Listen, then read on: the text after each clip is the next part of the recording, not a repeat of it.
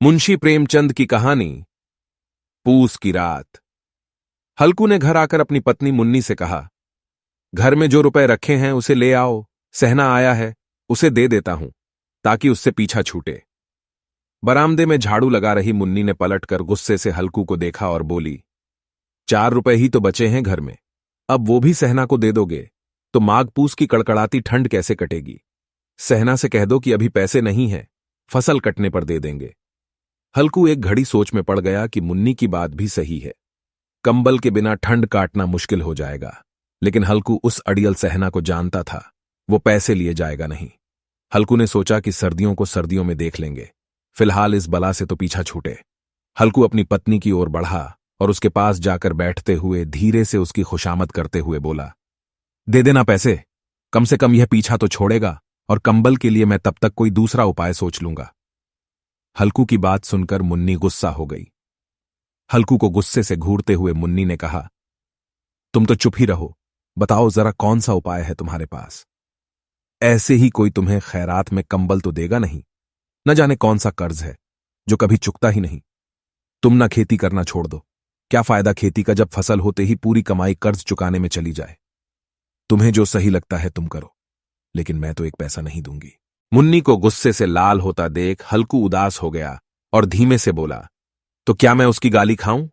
उसकी बात सुनकर मुन्नी का मन पसीज गया और आवाज में थोड़ी नरमी लाते हुए वह बोली, ऐसे कैसे वह गाली देगा, क्या उसका राज चलता है यहां। मुन्नी जानती थी कि हल्कू की बात में कड़वी सच्चाई है, इसलिए वह उठी और चुपचाप कमरे से रुपए निकालकर ले आई और हल्कू को थमाते हुए बोली, मैं फिर कह रही हूं, तुम यह खेती बाड़ी छोड़ दो, मजदूरी करोगे तो कम से कम किसी की सुननी तो नहीं पड़ेगी और 2 वक्त का खाना तो नसीब होगा। मुन्नी की बात सुनकर हल्कू चुपचाप सिर झुकाए रुपए लेकर बाहर चला गया। हल्कू उन 3 रुपए की अहमियत जानता था जिसे उसने पाई पाई जोड़कर कंबल खरीदने के लिए जमा किए थे। सहना को रुपए थमाते हुए हल्कू के हाथ कांपने लगे, जैसे वह सीने से अपना दिल निकालकर सहना की हथेली में रख रहा हो। वक्त बीतता गया और पूस की वो कड़कड़ाती सर्द रातें भी आ गईं। आसमान में जैसे चांद तारे भी ठंड से ठिठुरते लग रहे थे। हल्कू अपने खेत के किनारे बांस व पत्तों से बनाई मचान के नीचे पुरानी सी चादर ओढ़े कपकपाते हुए बैठा था और साथ में उसका कुत्ता जबरा भी उसके साथ था, जो सर्दी के कारण बार बार कूं कूं की आवाज निकाले जा रहा था।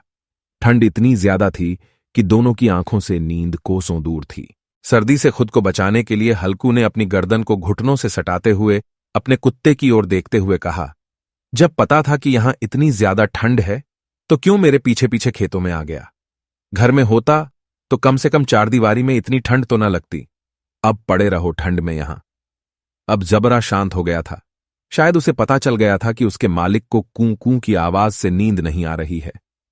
इसके बाद हल्कू गर्दन को घुटनों पर सटाए सोचने लगा, सब किस्मत किस्मत की बात है। हम यहां ठिठुरते हुए रात काट रहे हैं और वो पैसे वाले बिना कुछ किए ही मजा लूट रहे हैं। इसके बाद हल्कू ने चिलम भरी और ठिठुरते हुए उसे पीने लगा।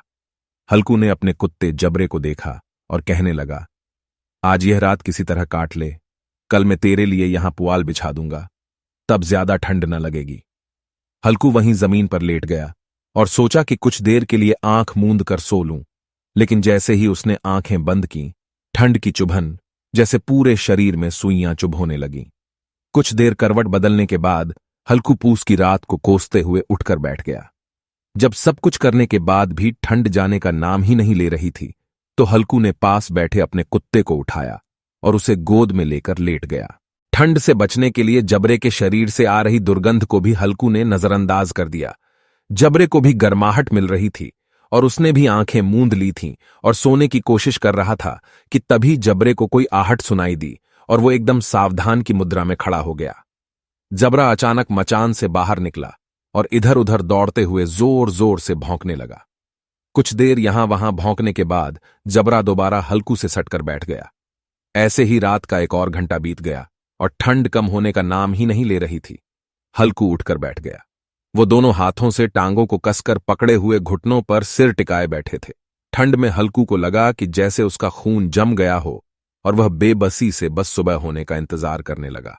हल्कू के खेत के सामने ही आम का एक बड़ा सा बाग था, जिसे देखकर वह सोचने लगा कि पतझड़ शुरू हो चुकी है और जरूर इन पेड़ों से पत्तियां झड़ी होंगी, तो क्यों ना इसके सूखे पत्ते लाकर देर तक आग सेंक लूं।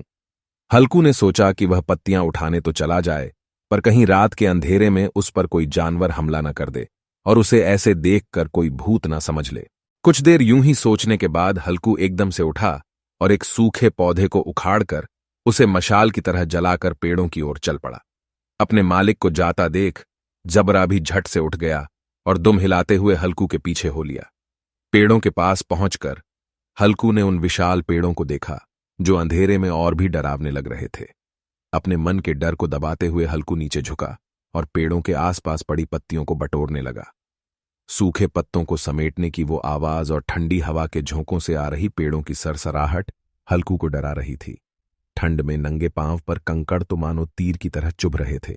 उन सबसे ध्यान भटकाने के लिए हल्कू ने जबरे से बातें करना शुरू कर दिया और कहने लगा, लग रही है ना तुझे भी बहुत ठंड, बस थोड़ी सी पत्तियां और इकट्ठी कर लेते हैं, फिर दोनों खूब आग सेकेंगे।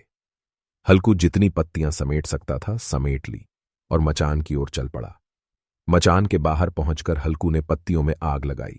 देखते ही देखते आग धधकने लगी और उसकी लपटें पेड़ों को छूने लगीं। हल्कू और जबरा वहीं आग के पास बैठ गए। हल्कू अलाव में कभी अपने हाथ सेंकता, तो कभी पांव, तो कभी आग की ओर पीट कर बैठ जाता। जबरा भी आग के पास पसर कर लेट गया और उन लपटों को देखने लगा। हल्कू जबरे की ओर देखकर कहने लगा, कहा था ना मैंने, अलाव जलाते ही ठंड नहीं लगेगी, अब सेंक ले जी भरकर आग। कुछ समय बाद वो आग की लपटें जैसे कहीं गुम हो गईं और पत्तियों का ढेर सिमटकर राख में बदल गया। अब तो बस कोई हवा का झोंका आता तो बची कुची चिंगारी कहीं बीच में लाल लाल अनार के दानों सी दिखाई देती। हल्कू राख की थोड़ी सी गर्माहट में वहीं चादर ओढ़े दुबक कर बैठा हुआ था, लेकिन जैसे जैसे रात बढ़ती जा रही थी ठंड उसे और जकड़ने लगी थी। कुछ देर बाद हल्कू वहीं राख के ढेर के पास लेट गया। हल्कू को नींद आने ही वाली थी कि जबरा फिर से अचानक उठ गया और खेत की ओर जोर जोर से भौंकने लगा। हल्कू के कानों में भी कुछ आवाजें आ रही थीं, जैसे जानवरों का बड़ा झुंड खेतों में घुस आया हो और उसकी फसल चर रहा हो। जानवरों की हलचल की पूरी आवाजें हल्कू के कानों में पड़ रही थीं। हल्कू आंखें मूंदे ही सोचने लगा कि जबरे के होते हुए आखिर कोई जानवर खेतों में कैसे घुस सकता है, जरूर मुझे कोई धोखा हो रहा होगा। हल्कू ने आंखें खोले बिना ही जबरे को आवाज लगाई, लेकिन जबरा खेतों की ओर मुंह किए जोर जोर से भौंकता रहा, पर उसके पास नहीं आया।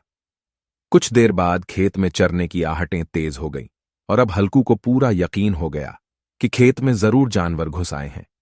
अपने आलस को झकझोरते हुए हल्कू आधे मन से उठकर बैठ गया। इस कपकपाती ठंड में उठकर खेत में जाना और फिर जानवरों को भगाना उसे बेहद मुश्किल सा लग रहा था। हल्कू वहीं बैठे बैठ जबरे को आवाज देने लगा। हल्कू की आवाज सुनकर जबरा और भी जोरों से भौंकने लगा। खेतों में नीलगाय का झुंड घुस आया था, जो पूरी तैयार फसल को चरने के साथ ही उसे तहस नहस किए जा रहा था। जबरा अपना गला फाड़ फाड़ कर भौंके जा रहा था, जैसे उन्हें वहां से चले जाने को कह रहा हो। इस बार हल्कू ने पक्का इरादा करते हुए खुद को समझाया और चादर को शरीर पर लपेटते हुए खेत की ओर जाने के लिए कदम बढ़ाने लगा। हल्कू कुछ कदम ही चला था कि अचानक तेज हवा के झोंके ने उसके कदम रोक लिए। हल्कू को ऐसा लगा कि जैसे किसी ने सैकड़ों सुइयां उसके शरीर में चुभों दी हों और उसका पूरा शरीर अकड़ गया हो। हल्कू दौड़ता हुआ राख के ढेर के पास लौट आया और पास पड़ी लकड़ी से उसे कुरेदने लगा ताकि उसके शरीर को कुछ तो गर्माहट मिले। जबरा खेतों के पास भौंकता रहा और हल्कू उस राख के ढेर के पास सिकुड़ कर बैठा रहा, जैसे उसे किसी ने जकड़ रखा हो। नीलगाय के झुंड ने देखते ही देखते पूरे खेत को तहस नहस कर दिया। हल्कू उसी राख के ढेर के पास चादर ताने सो गया और जानवरों के जाने के बाद जबरा भी हाँफते हुए हल्कू के पास आकर बैठ गया। सुबह जब हल्कू की आंख खुली तो दिन चढ़ आया था और धूप निकल आई थी। सामने बैठी मुन्नी उसे गुस्से से घूरते हुए जोर जोर से कह रही थी, दिन भर सोए रहोगे क्या?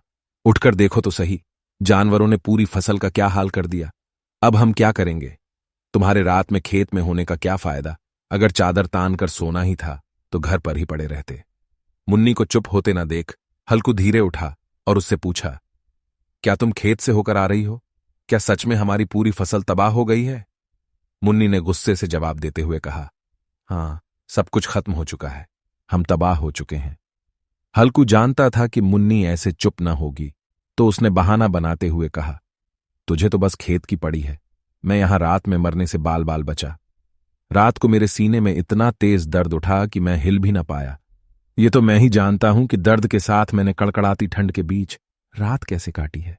हल्कू की बात सुनकर मुन्नी कुछ न बोली। फिर दोनों खेत के पास आ गए और बुरी तरह रौंदे हुए खेत को देखने लगे।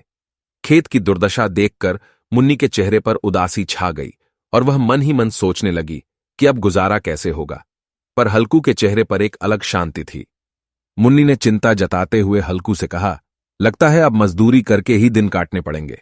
हल्कू ने चेहरे पर हल्की सी मुस्कान बिखेरते हुए कहा, चलो कम से कम अब इन सर्द रातों में यहां सोना तो नहीं पड़ेगा। कहानी से सीख, मजबूरी में इंसान को कई बार न चाहते हुए भी कठिन फैसले लेने पड़ते हैं जो हमारे भविष्य को प्रभावित कर सकते हैं। विपदा कभी भी आ सकती है, इसलिए हमेशा चौकस रहना जरूरी है।